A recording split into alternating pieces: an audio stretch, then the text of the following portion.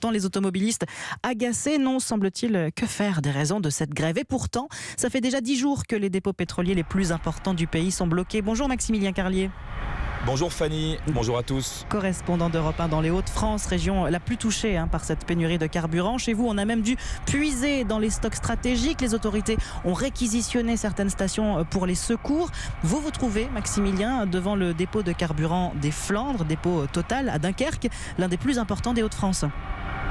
Effectivement, il y a ces cuves énormes remplies de carburant juste devant moi, capacité totale un peu moins de 3 millions de mètres cubes. Rendez-vous compte, ce dépôt pétrolier représente près de la moitié des stocks de la région, sauf que rien ne sort d'ici, tout est bloqué, aucun camion, alors qu'habituellement il y a tous les matins des va-et-vient de poids lourds qui alimentent les stations-service, et ce blocage dure depuis plus de 10 jours maintenant.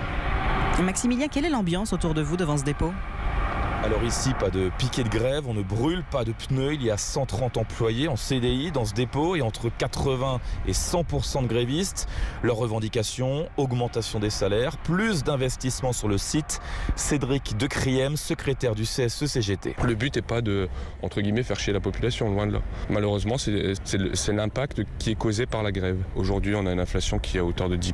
10% d'inflation, c'est 10% de perte de pouvoir d'achat. Si on fait l'étal sur l'année, c'est comme si on perdait un mois de salaire sur 12 mois. Il y a aussi une volonté, c'est une de nos revendications, c'est de pouvoir avoir des investissements sur les sites français et notamment sur le Nord avec un projet industriel viable. Mais pour l'instant, Total Energy reste fermé aux négociations d'après ce représentant syndical. En tout cas, du carburant, il y en a ici et pour en sortir, insiste-t-il, pour sortir de ce bazar, il faudra un effort de la direction. Maximilien Carlier depuis le dépôt de carburant des Flandres à Dunkerque pour Europe 1.